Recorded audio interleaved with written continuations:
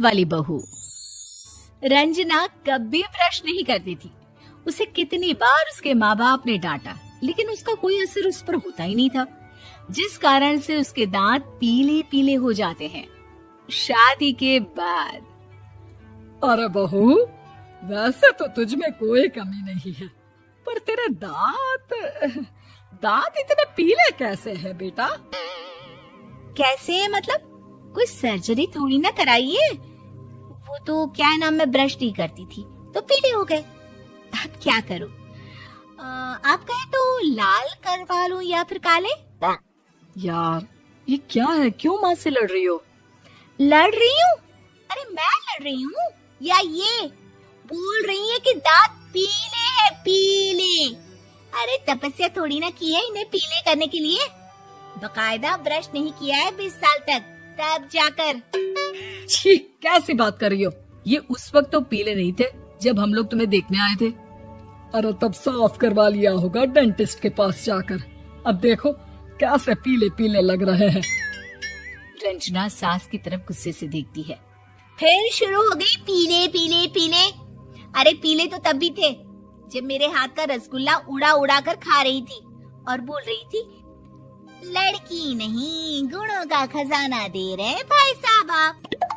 खैर अब वो लोग करते भी तो क्या करते, पीले दांत वाली बहू पल्ले पड़ी थी तो झेलना तो था ही।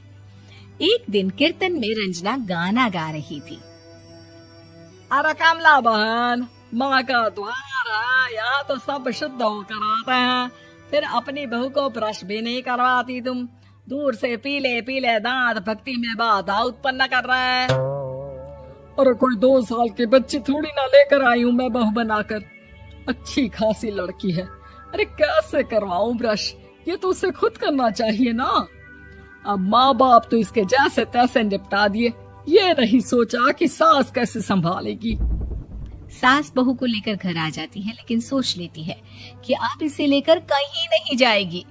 अगले रोज बहू कहती है, अरे क्या हो गया, मंदिर नहीं जाना क्या? कीर्तन का वक्त हो रहा है। मेरी मधुर वाणी से कान्हा जी जागते हैं और सोते हैं। आप तो जानती है ना उनकी भक्ति में कितना मन लगता है मेरा।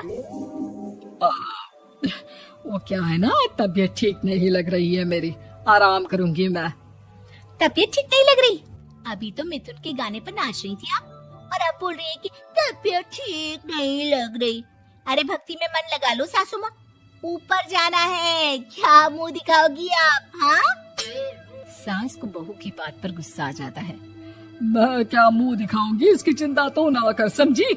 अपने मुंह की चिंता कर, जो ये पीले पीले दांत लेकर हर जगह पहुंच जाती है। पता है लोग कितना मजाक बनाते हैं। ना जी ना, मैं नहीं जाना कहीं तेरे साथ। तो ये बात है। कोई ना, मत जाओ, मैं अपने कमरे में ही बैठकर भक्ति कर लूंगी। ऊपर वाला दांत थोड़ी ना देखता है, मन देखता है, भावना देखता है। और अरे बस बस, तू सब कुछ दिखा, बस ये सफेद चमकदार दांत ना दिखाना किसी को, है? जा यहाँ से। बहू को सास की बात का कोई फर्क नहीं पड़ता, वो तो जैसी थी वैसी ही रह जाती है। सुबह नहाकर किचन में खाना बनाना, फिर खाना खाना, कीर्तन भजन करना और सो जाना। एक दिन, माँ जी मैं सहेली के घर जा रही हूँ, शाम को लेट आऊंगी। हाँ हाँ तो जाना, मैंने कौन सा तेरी आरती करनी है घर पर बैठकर।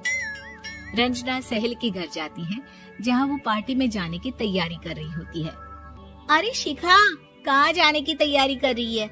मैं गलत वक्त पर आ गई क्या? अरे नहीं यार, उल्टा सही वक्त पर आई है। मैंने ये साड़ी और ज्वेलरी निकाली है यार, शाम को इनके ऑफिस की एक पार्टी में जाना है। बताना कैसा लग रहा है ये सब? नहीं यार, इस ड्रेस के साथ तो वो वाली ज्वेलरी अच्छी लगेगी। हाँ हाँ सही बोल रही है, मैंने ध्यान ही नहीं दिया। वैसे तो हमेशा से मस्त फैशन सेंस रखती है। तो बड़ा जाती होगी ना पति के साथ पार्टी में। रंजना कुछ नहीं बोलती, बस सोचती है कि यार काश ये बात सही हो जाती, पर मैं क्यों नहीं जाती पार्टी में? क्या इन लोगों की कोई पार्टी होती नहीं होगी?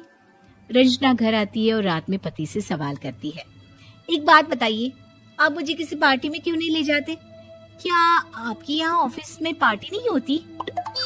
पति बेचारा